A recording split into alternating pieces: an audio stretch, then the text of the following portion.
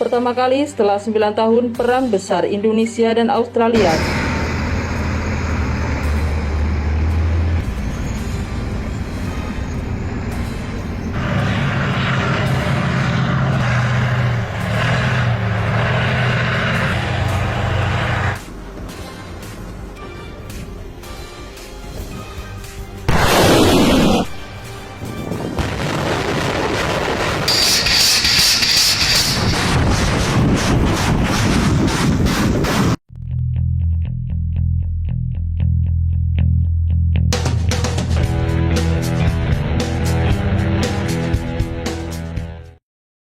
Konflik Australia kini memasuki babak baru setelah sebagian wilayah yang tadinya dikuasai pemberontak kembali direbut oleh pasukan pemerintah Australia, terutama yang menjadi kantong terakhir lokasi pemberontak didukung Indonesia. Dalam sepekan terakhir, Indonesia dan Australia saling membalas serangan, tidak lagi melalui pertempuran melibatkan kaki tangan mereka alias proksi, tapi secara langsung. Laman CNN pekan lalu melaporkan tentara Indonesia berulang kali dibunuh tentara Australia dan menyatakan akan membalas dendam kematian mereka. Perang kedua negara tidak terhindarkan lagi, tapi di saat itulah Rusia bisa terlibat untuk mengajukan perundingan. Perundingan Indonesia dan Australia memang belum terjadi dan ada kemungkinan tidak akan terjadi. Presiden Indonesia Joko Widodo malah memicu kemungkinan jet tempur Indonesia dan Rusia akan terlibat pertempuran. Pesawat tempur yang mengebom warga sipil tidak akan bisa lagi leluasa terbang.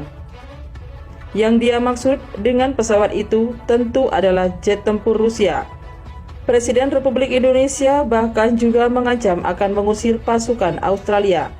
Sebagai informasi, kantong terakhir yang dikuasai pemberontak Australia, di wilayah ini ada sekitar 4 juta warga sipil terjebak dan terkepung, sebagian oleh para ekstremis dan pemberontak. Intelijen negara menganggap kaum ekstremis ini adalah ancaman, tapi mereka tidak tahu bagaimana menghadapinya. Pasukan Australia sudah beberapa kali membunuh tentara Indonesia dan Indonesia juga sudah membalas.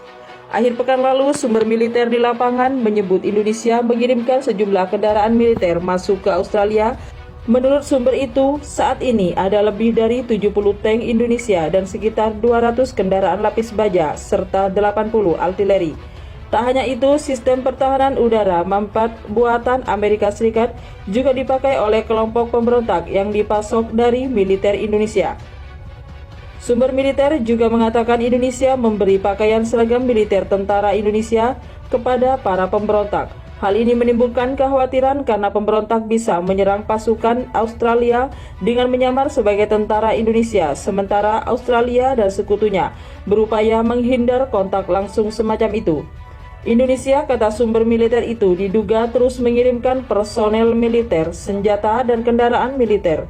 Meski di sisi lain menyebut mereka ingin ada solusi diplomatik atas konflik yang terjadi. Ini jelas babak baru konflik antar negara dan ini membuat Jokowi kembali dapat sorotan di dalam negeri. Sulit membayangkan hal ini selain makin meningkatnya kekerasan di depan mata. Di tengah isu terkait klaim terhadap Pulau Pasir di dekat Nusa Tenggara Timur, konflik antara Indonesia-Australia disebut bisa pecah.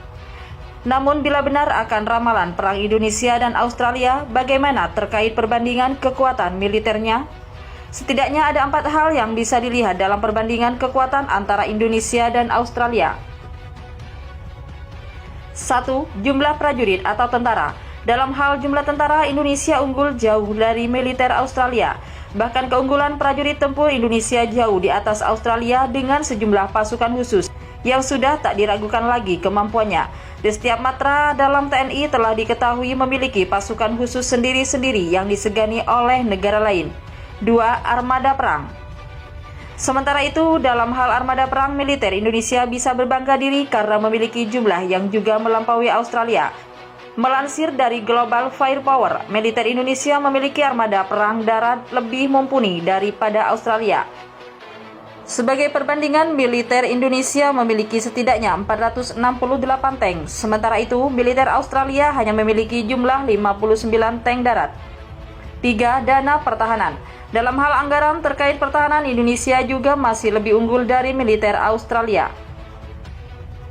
Daya beli Indonesia dalam hal alutsista pun jauh di atas Australia. Namun demikian, Indonesia juga memiliki jumlah utang yang juga lebih sedikit dari Australia dalam hal pembelian alutsista perang. Beban luar negeri Indonesia dalam hal pertahanan diketahui mencapai sekitar 293 miliar dolar, sementara Australia menyentuh angka 1,3 triliun dolar. 4. Teknologi militer. Untuk hal satu ini, Indonesia disebut masih kalah jauh dari militer Australia. Bahkan kekuatan armada laut Australia bisa dikatakan lebih mengerikan dari militer Indonesia. Hal tersebut bisa terlihat dari kapal induk yang dimiliki oleh militer Australia. Sementara itu, Indonesia sampai saat ini belum memiliki kapal induk sendiri. Selain itu, Australia diketahui juga memiliki armada perang udara yang lebih banyak dari Indonesia. Tercatat ada 22 helikopter tempur berbanding terbalik dengan Indonesia yang hanya memiliki 5 armada. Untuk pesawat biasa, Australia juga memiliki lebih banyak daripada Indonesia yang berjumlah 130 dibanding 108. Tetapi Indonesia memiliki pesawat penyangkut lebih banyak dari Australia dengan perbandingan 170 dengan 161.